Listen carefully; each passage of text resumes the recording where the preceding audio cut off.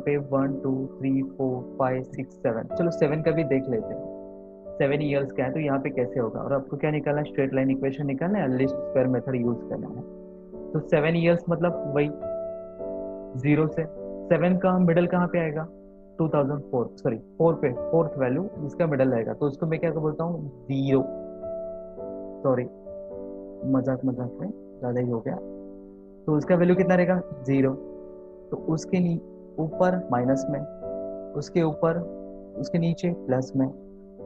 तो 7 वैल्यू था इसलिए -1 -2 -3 1 2 3, तो टोटल वैल्यू 7 हो गई। तो यहाँ पे गलती मत करना, इसको चूज करते वक्त गलती मत करना। ओके, बाकी तो आप सॉल्व कर। नेक्स्ट, y का वैल्यू तो उन्होंने दिया था, that is a small y। x का वैल्यू अपने लिया, फिर xy और समेशन ऑफ x स्क्वायर। यहाँ पे आई थिंक एक कॉलम मिसिंग है, x square xy, x square xy। Okay, सब कुछ है ना, something x square and xy, xy and x। Okay हाँ, सब कुछ है। तो ओके, सो क्या किया, x का x स्क्वायर करके हमने यहाँ पे लिया, -3 का स्क्वायर 9, -2 का स्क्वायर 4, -1 का स्क्वायर 1, 0 का स्क्वायर 0, 1 का स्क्वायर 1, 2 का स्क्वायर 4, 3 का स्क्वायर 9। एक्स वाई का 70 into -3 -210, 80 into -2 -160, 90 into -1 -90, 95 into 0 0, 102 into 1 102, 110 into 2 220, 115 into 3 345। सबका हमने क्या कर किया, समेशन निकाल के लिया। गाइस यहाँ पे आपने अगर मिस्टेक नहीं किया होगा ना, तो ये हमेशा 0 ही आएगा, ये याद रखना है। नेक्स्ट, ए का फॉर्मूला क्या था, summation of Y upon N. तो समेशन ऑफ वाई कितना था, 662, और divide by number of years कितना था, 7। So you will get A का value. B is equal to summation of x Y upon X square. Summation of x Y कितना था, 207। Summation of x square मुझे मिला 20 है, तो बी का वैल्यू मुझे मिला। तो मुझे क्या मिलेगा, स्ट्रेट लाइन इक्वेशन। ओके, और मुझे लगता है इन्होंने आगे सॉल्व नहीं किया इसको, एज यूजुअल छोड़ दिया। अभी आप क्या करोगे, यहाँ पे आपको एक चीज और करना है। यहाँ पे बोला तो नहीं है, ओनली बोला है fit straight line equation by least square method. But मुझे लगता है कि अगर आप इसको भी सॉल्व करोगे ना तो बेटर होगा। ओके, ज्यादा टाइम तो नहीं जाएगा। सिंपली क्या करना है आपको, एक्स का वैल्यू वहां पे पुट करना है। तो ये जो स्ट्रेट लाइन इक्वेशन है, इसमें आपको क्या करना है, एक्स का वैल्यू पुट करना है, -3 -2 -1 0 1 2 3, और आपको एक और टेबल आपको फाइंड आउट करना है। ओके, सो प्लीज, नहीं बोला है तो भी निकाल के रखो, बेटर होगा। तो यहाँ पे x का वैल्यू, तो यहाँ पे आपका एक्चुअल फोरकास्टिंग, तो -3 से शुरू होगा और +3 तक जाएगा। तो आपको ये क्या करना है, इस फॉर्मूला से आपको निकालना है y का वैल्यू। ओके, निकालोगे, ये आपके लिए होमवर्क है। ओके फाइन, चलेगा। गाइस अभी तक हमने जितने भी देखे ना, वो क्या थे, ऑड नंबर्स से। अभी यहाँ पे भी देखो, ये जो नेक्स्ट न्यूमेरिकल है, हर न्यूमेरिकल तो हम करेंगे नहीं क्योंकि ये सब कुछ प्रैक्टिस के लिए, ये भी आपके लिए होमवर्क है। स्ट्रेट लाइन इक्वेशन निकालना है, फिट अ स्ट्रेट लाइन, ये एक्चुअली सॉल्यूशन यहाँ पे नहीं चाहिए। Fit a straight line equation and find the values for the trains of all the years from 1997 से 2005 तक का आपको फोरकास्टिंग निकालना है by using a list square method. तो अगेन कितना है, 1 2 3 4 5 6 7 8 9 10। Just wait, 1 2 3 4 5 6 7 8 9, sorry odd number है, 9 है। तो 0 -1 -2 -3 -4 1 2 3 4, तो टोटल वैल्यूज 9 होगा। अच्छा खासा टाइम पास होगा। आप ए को फाइंड आउट करोगे, आप बी को फाइंड आउट करोगे, आपको a + bx करके आपको इक्वेशन मिलेगा। फिर इस वहां पे x का वैल्यू पुट अप करना है और वैल्यू y को फाइंड आउट करना है, कैपिटल Y को। तो ये भी आपके लिए क्या है, होमवर्क है। तो प्लीज इसके ऊपर एटलीस्ट 2 न्यूमेरिकल को सॉल्व करना आपको, इससे होमवर्क हो जाएगा। ओके, सो एक प्रैक्टिस। यहाँ पे कुछ अलग है क्या, 1 2 3 4 5 वही टाइम पास है, 5 नंबर है, ये ऑड नंबर है, 0 1 2 0 1 2, तो एक बार माइनस में एक बार प्लस में। ओके, सो अभी इंपॉर्टेंट है next type, even number. Even number आएगा तो क्या करना है यहाँ पे? सो इवन नंबर आएगा तो देखा हमें जीरो नहीं लेना है, 1357 मतलब थोड़ा सा ऑड नंबर लेना है बट जीरो नहीं लेना है, और यहाँ पे भी ऑड नंबर लेना है बट माइनस में लेना है, -1 -3 -5 -7। तो ये आपको याद रखना पड़ेगा, इसको कोई ऑप्शन नहीं है। Fit a straight line equation by the method of least square and estimate the value of production.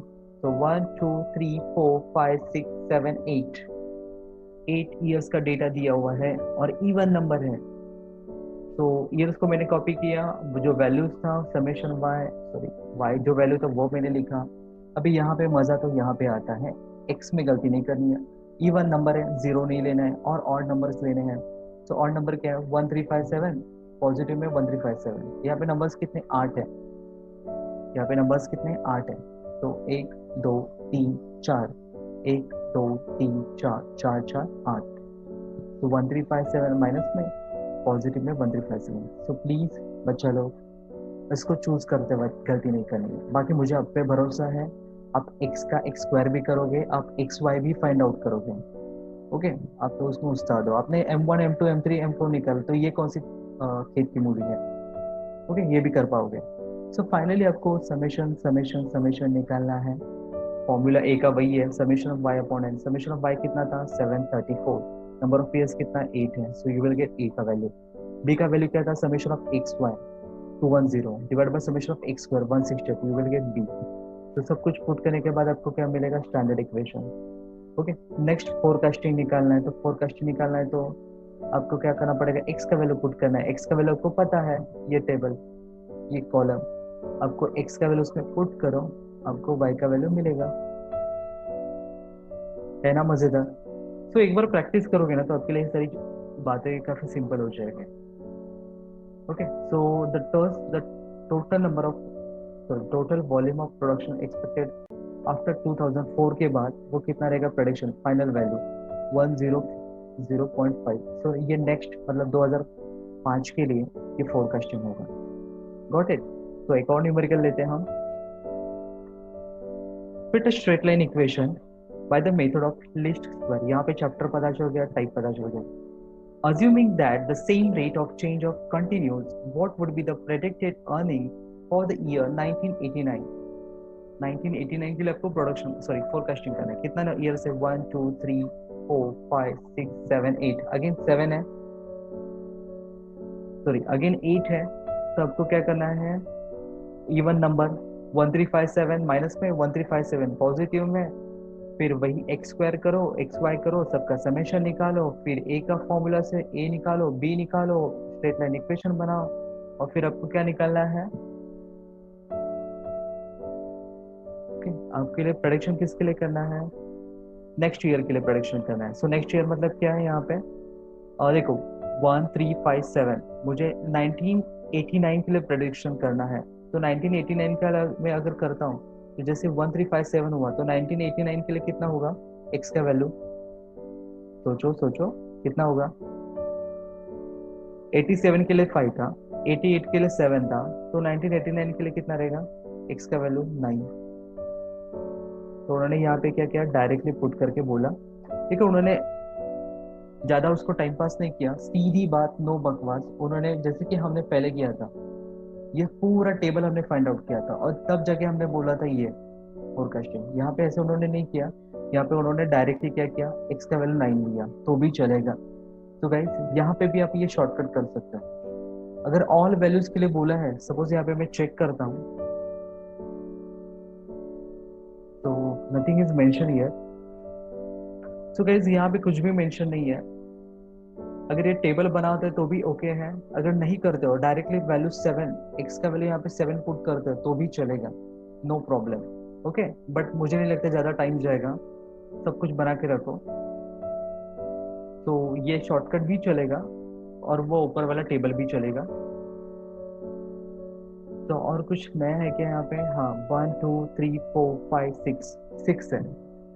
तो 6 है मतलब क्या है? 135 पॉजिटिव में, 135 सॉरी पॉजिटिव में, 135 निगेटिव में। तो ये वैल्यूज y था, x का वैल्यूज मैंने चूज किया, इवन नंबर था तो 1 जीरो छोड़ के 135 135। एक्स वाई क्या, एक्स स्क्वायर निकाला, ए का summation of Y upon summation y कितना था 281 डिवाइड बाय 6 करके ए का वैल्यू मिला। बी का कितना था summation of x y that is 123, summation of x square 70, तो बी का वैल्यू मिलेगा। तो इससे आपको स्ट्रेट लाइन इक्वेशन पता चलेगा। ओके, फाइंड आउट क्या करना है,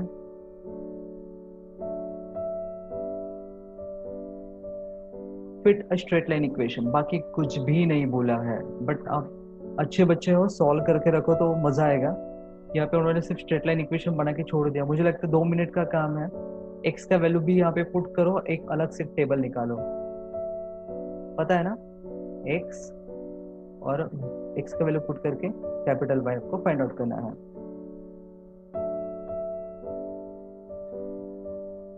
सो गाइस, एग्जाम में ना ऐसे टाइप के न्यूमेरिकल्स आते हैं जहां पे कॉम्बिनेशन है। अभी यहाँ पे नेक्स्ट न्यूमेरिकल देखो क्या बोला है, demand in thousands for bearing of company is given below.